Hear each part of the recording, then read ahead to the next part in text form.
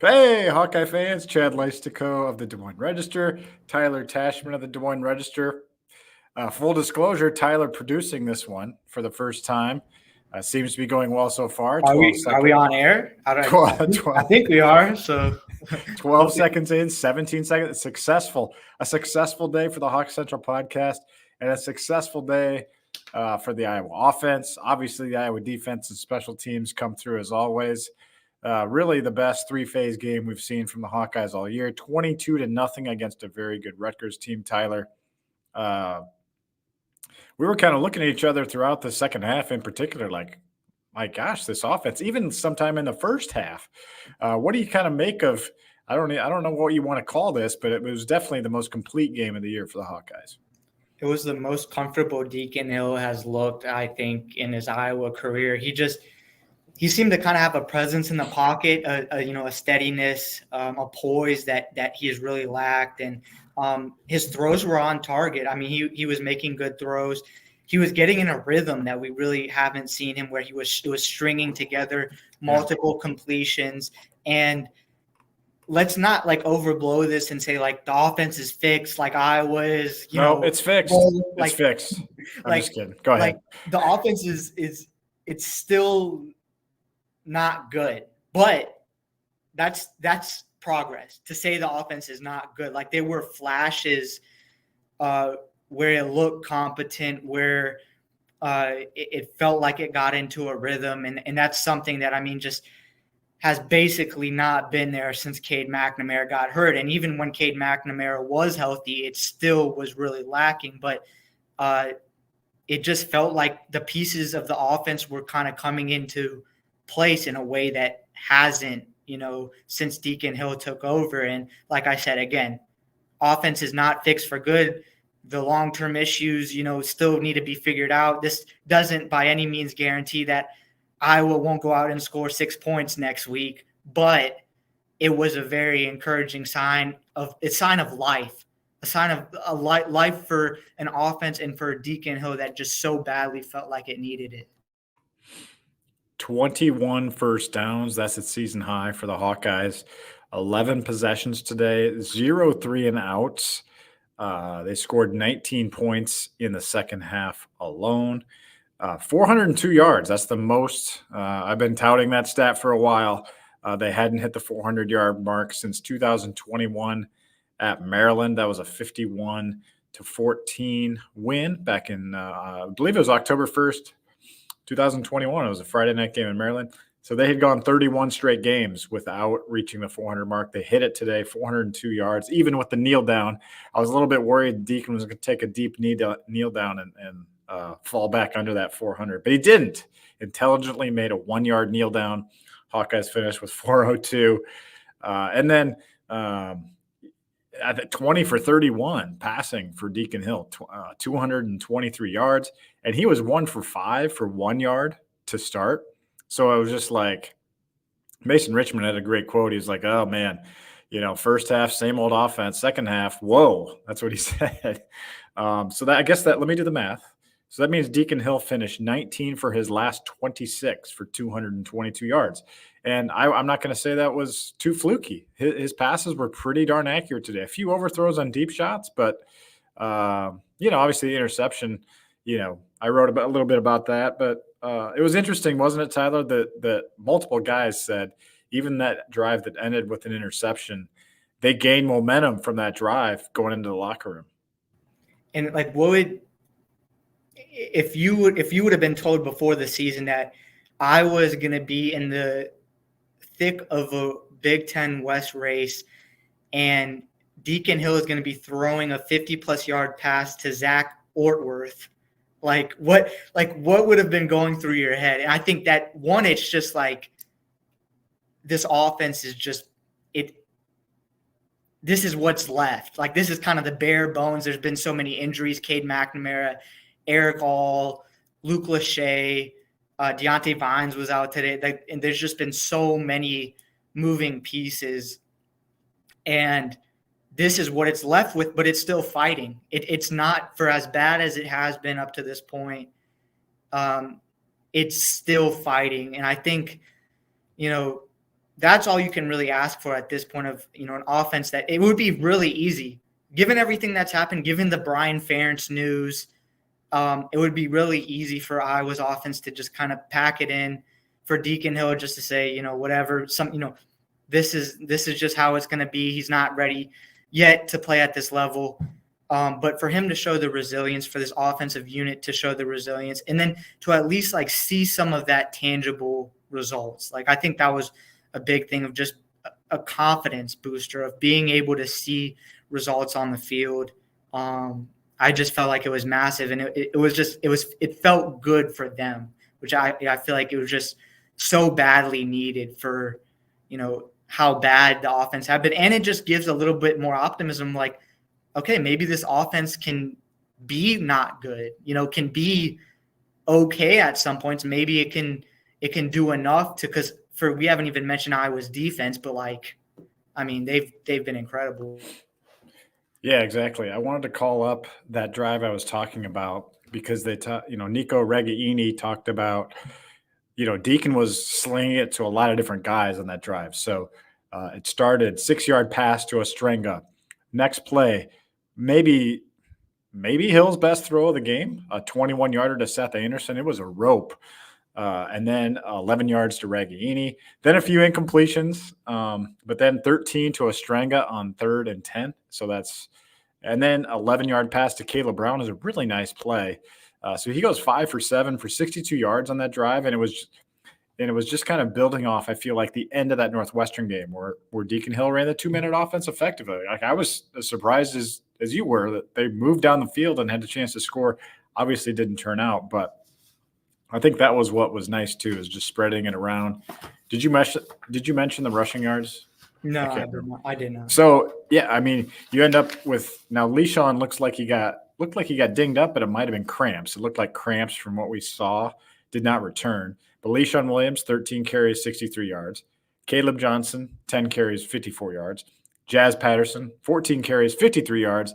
And then Kaleb Brown, his best game as a Hawkeye, 2 carries, 20 yards, plus 3 catches for 27 yards and a touchdown. Boy, that would have had to be a really nice touchdown for him to get for the Ohio State transfer.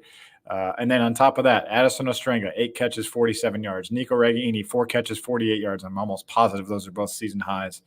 And then even Leishon Williams had 2 catches for 24. So the nice thing is also, Tyler, is a lot of guys got to kind of taste some success on offense today. And you could even throw the offensive line in there. Logan Jones starts, only plays 1 series.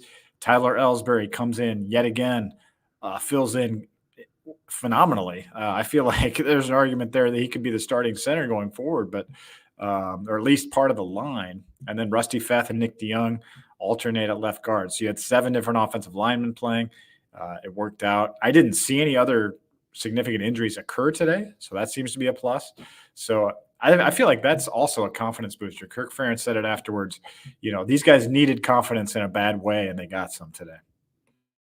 And Kaleb Brown, you mentioned him, but he took another step after that Northwestern game, because that was his first catch as an Iowa Hawkeye. Came in a huge moment on that drive that ended up setting up the Drew Stevens game-winning field goal. But that felt just like, to be able to have that catch, to get that out of the way, and then to be able to build off of that into this week where he scores a touchdown, and it seemed like Iowa was making a concerted effort to get him the ball. They handed it off to him. I think they ran like a screen for him as well. So, getting the ball in some of your best playmakers' hands is a wild concept, I guess, but that's seemingly what Iowa tried to do, and it works, especially for a guy like him that has so much talent. Get the ball in his hands. And I think it's also worth you mentioned the offensive line a little bit, but the credit that they should be given, because of all of the kind of shifting pieces they have had to deal with because of the injuries. I thought they did a really good job, not only protecting Deacon, but also opening running lanes. Even that first drive, Leishon, there were holes open for Leishon, and especially for a group that, among a offensive unit entirely that's been under scrutiny, that offensive line, earlier in the season was as well, but has seemed to kind of figure it out. I think Rusty Feth seems like has just been a huge addition, or has proven to be a huge addition for that group. So, credit to them, because Rutgers wasn't Rutgers. I honestly thought Iowa was going to lose this game coming into it. Rutgers was leading Ohio State at halftime last week, and their only 3 losses coming into today were Wisconsin, Ohio State, and Michigan. And so, they threw pick sixes in all 3 of those games. So, and Iowa made them look bad. Iowa was clearly today by far the better team. Yeah, definitely. Where was I going to go with this? 16 out of 17 November wins now. I wrote about that last week after the Northwestern game. This team continues to show resiliency in the month of November. Obviously, we kind of buried part of the lead here, clinching a share of the Big Ten West title. Can win it outright next week at Kinnick Stadium. Hawkeyes at 5-2 in conference play, and the next best team in the West now 3-4 in league play. Illinois coming to town next week. I guess we should talk about the defense just a little bit here. 127 yards. That was the fewest by a Big Ten team since 2019 against Rutgers. 125 yards in that game, but that was a terrible Rutgers team. This Rutgers team was legit. They came in with the 11th ranked defense in the country. That's what makes the 402 yards that much more impressive. Steve Stylianos was out today, so Iowa down 3 of its top 4 tight ends, and Zach Ortworth with the big catch. Really wasn't, we saw no Cooper DeJean snaps on offense. I think he was kind of limited in practice this week, perhaps.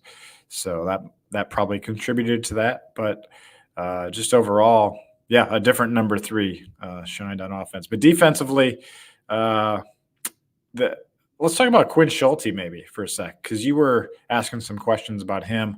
It was really cool to hear the answers about Quinn Schulte, who ends up recording Iowa's first turnover since Sebastian Castro's interception to clinch the Wisconsin game way back about a month ago. So that was Iowa's first turnover in 12 quarters. But everyone seemed really happy for Quinn. He seems like one of those guys that's just his importance is overlooked and not appreciated enough, because he's a safety. He's kind of in the back line of that defense, and really, if he's getting a lot of attention, it means all the guys in front of him aren't doing their jobs. And Iowa's defense has been so good that he hasn't needed to save a lot of things. And there's so many. I mean, Sebastian Castro emerging, the way Jay Higgins has played, Nick Jackson, Cooper DeJean. It just seems like Quinn Schulte just kind of gets lost in the shuffle, and the pick just kind of gave a window into, being, I think, just shedding a light on his importance on the defense and maybe what he does when he's not intercepting it, what the importance that he has to this defensive unit. And I mean, this defense, it felt like early on in the season was kind of still, it was still really good, but there was a drop off from last season. The last few games have just been outright dominant. The defense is seem to be playing basically at the level it was last season. They've only allowed 1 touchdown in the last 4 games, and it's actually that was a 22-yard drive, right? Yeah, and it's incredible that Iowa somehow isn't 4-0 during that. They lost one of those games without they didn't even allow a touchdown in. But no, I mean the defense. This is where, and I don't want to look too far ahead because this was one good game from the offense. I guess if you would even qualify it as good, it was an improved game from the offense. Yeah, it was good. It was good. I'm gonna say it was really good. Yeah, it was good. Okay, yeah. It wasn't bad. It was improved. I don't know. Anyways, what could this was what Iowa looks like with a elite defense and an offense that can make some progress like this. If you wanted to see of what does it look like if Iowa can kind of get things going on offense and be a really good defense, this was a great display of that. And it makes you wonder of what if it can continue to get better? What if they can sustain this? It makes you wonder of how good Iowa could actually be. And again, I don't want to get ahead of myself too much. And, because this was, again, it's very small sample size. The sample size of it not looking like this is much larger than it is, but tangible results. And you kind of wonder, like, well, what if Iowa can continue to build off of it? Yeah. Remember the game in Happy Valley that we covered? 97 snaps. Let me call it. Yeah, I just wanted to make sure I had that right. 97 snaps for Penn State in that game, 33 for Iowa. This is crazy to me. I just realized this stat. Iowa runs 77 plays on offense. Rutgers runs only 41 plays on offense. Hawkeyes hold the ball for 38-22. So, yeah, I mean, the defense gets a ton of credit for that, but so does the offense because it wasn't coming off the field. This is Iowa punts only 3 times. Rutgers punts 9 times. I mean, this was not a big game for Torrey Taylor, but he was great on his 3 punts. I mean, flipped the field, when he needed to. So really just a complete performance all the way around. A lot of the guys credited the D line. Kyle Monungai only 39 yards on 13 carries. This is the Big Ten's leading rusher. That was a concern coming in, was stopping Rutgers' run. And it seemed like they were moving right away. And I want to give a huge hat tip to the fans here because they had 3rd and 2 at Iowa's 37. This is after Drew Stevens missed field goal. You're thinking, oh, boy, here we go. Rutgers looks like they're legit. 2 straight false starts, 2 of the 6. I'm going to say forced by Kinnick Stadium. I mean, I'm going to give them a lot of credit for those. And also want to give them credit for a bad snap that the quarterback didn't see coming that ended up being a minus, 17 or something like that. So all that added up to a great defensive performance, the crowd, the lack of plays, and obviously the defense being the defense. It was great energy, I feel like, but in general, just from the crowd. And I don't want to hand out too many, unnecessary praises or overpraises or whatever, but I think it's just worth mentioning, Brian Ferentz, obviously, not coming back as offensive coordinator next season. Talk to him, he hasn't spoken with the media or anything, but for him to I guess just continue to stick with it and try to help this specific team as much as he can, knowing that he's not going to be back next season.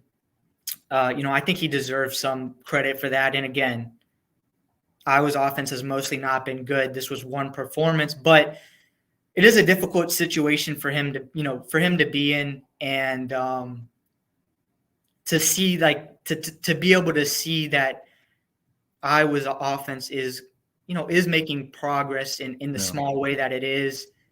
I think it's notable of just to at least acknowledge the fact that, if you're going to criticize him for the downfalls of the offense, then he should get some praise when they do have a good performance.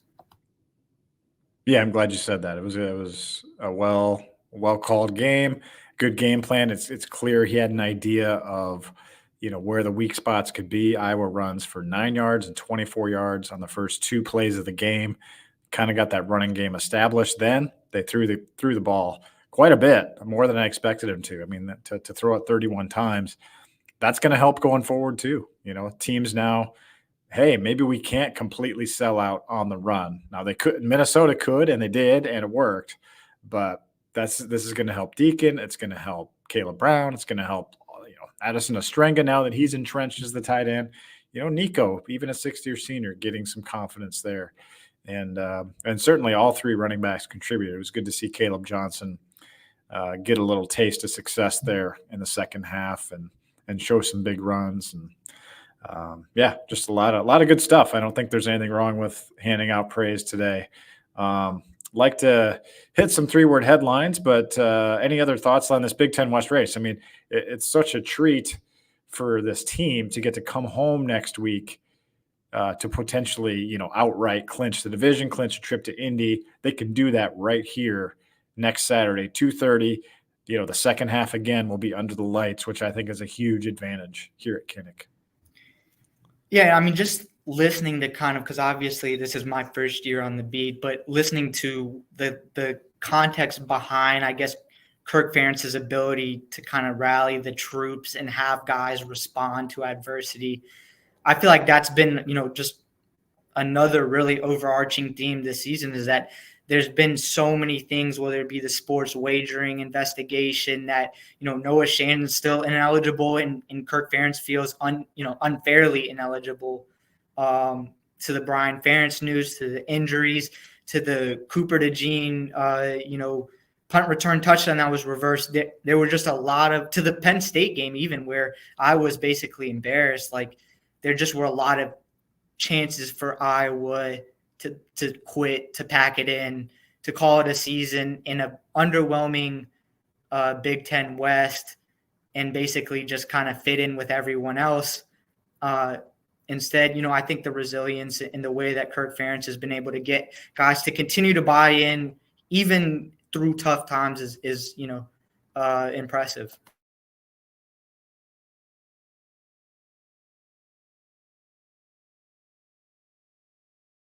Sorry, I was on mute. Let's run through some of these 3-word headlines. Let me say that again.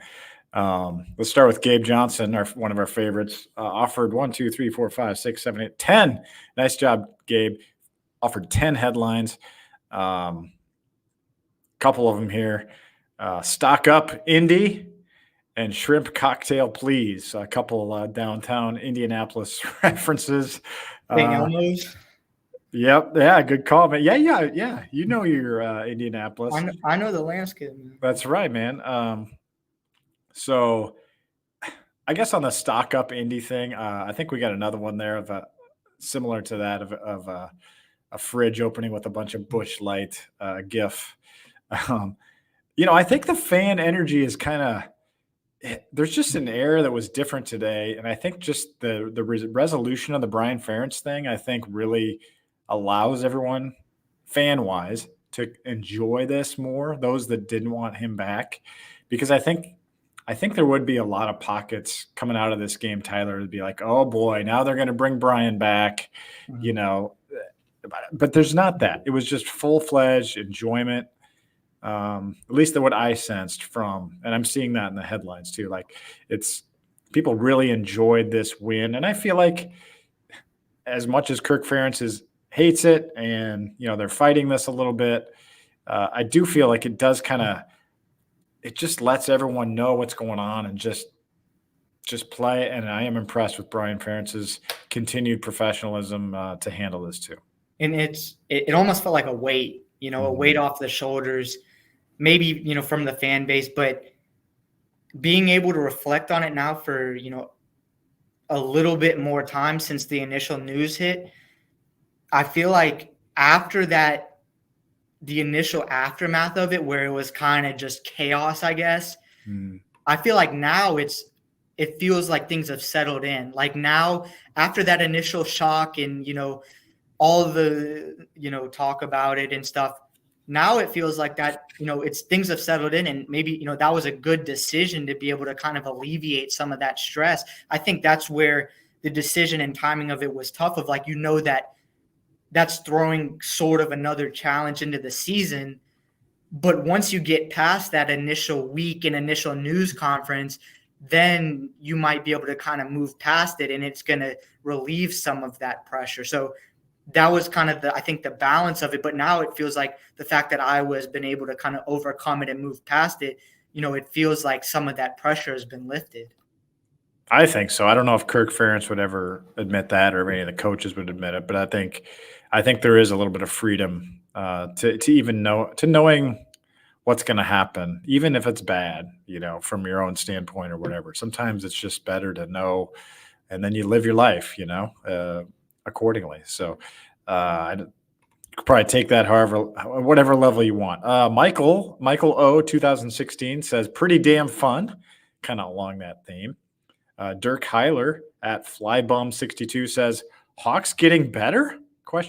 Yeah, Kirk Ferentz talked a lot afterwards about the necessary, how he believes you can improve every week, even week 9, week 10. He believes improvements can be made, and Don't doubt the guy. He just tied Bo Schembechler today for number 3 all-time Big Ten conference in wins with 194 here at Iowa. Yeah. I don't have anything to add. Got But nothing. They just shut off the lights here at Kinnick. So Yeah.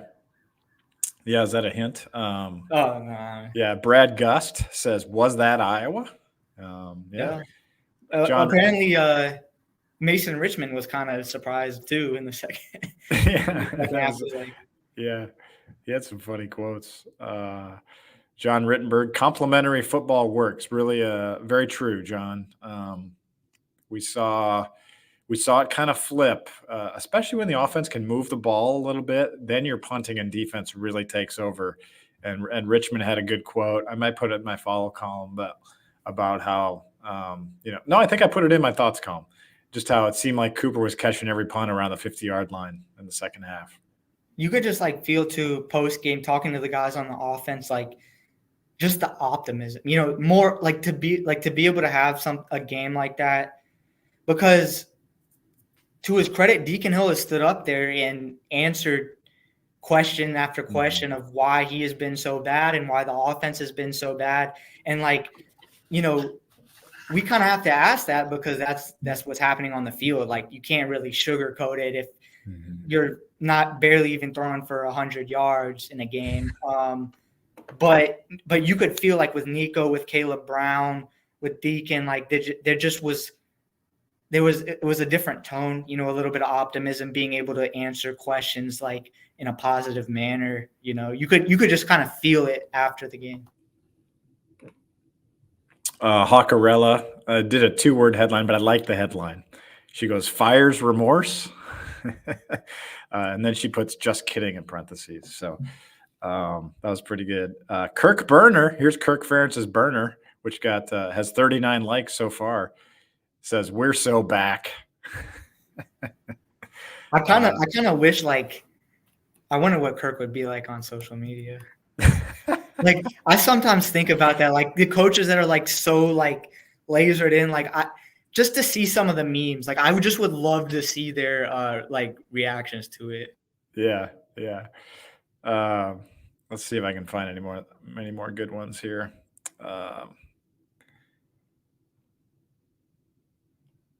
Stephanie Stitcock says, "Night night Scarlets." I like that one quite a bit.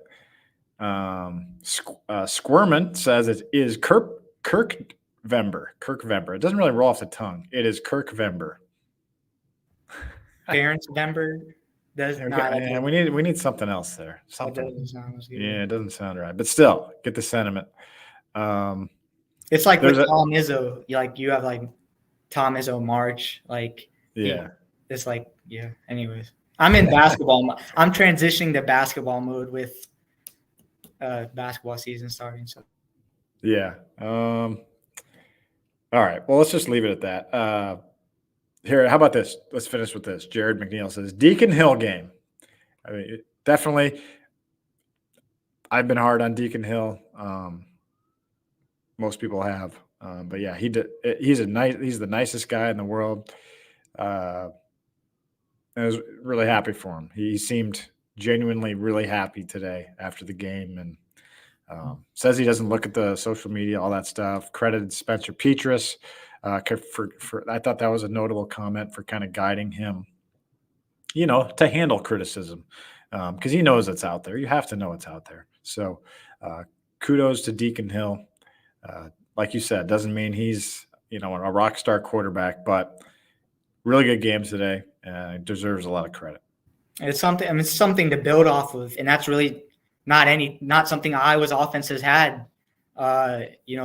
Maybe if you look at what they did against Western Michigan, but that was so long ago. But this is something that you feel one, builds confidence, but is also a foundation of, can you continue to build off of it? And hey, here's some film of some things you did really good, and you can look at that and continue to try to.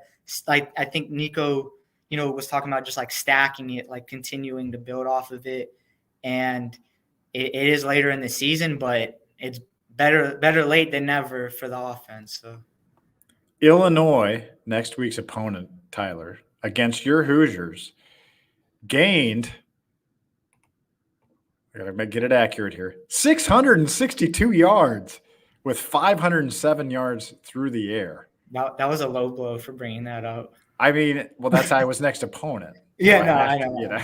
No, but yeah, But, hey, Indiana almost beat them, so Yeah, Indiana had 29 first downs and lost. yeah. So I feel after this performance against Rutgers, I feel confident that Iowa, especially at home, I feel like the crowd is just going to be like juiced up for that game, knowing that they can clinch the West. To be able to do that in Kinnick, Illinois, they've been kind of like rocky, haven't they? I think like been up and down in terms of. Yeah, they're on a surge though. I mean, they beat Minnesota last week, beat Indiana.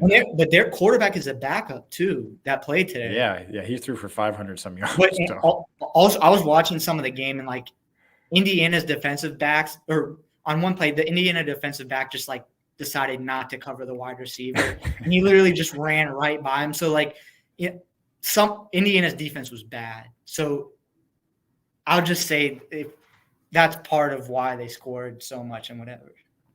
Yeah, understood. Well, thanks, Tyler. Good job. Let's get this podcast out on audio as well. But good job today. I'm gonna go write my column and then head out. Thank you, Hawk fans, for tuning in. I'm glad you guys could enjoy a really fun game today. And I guess we'll say goodbye. For Tyler Tachman, Chad Leistikow of the Des Moines Register, saying so long from Kinnick Stadium.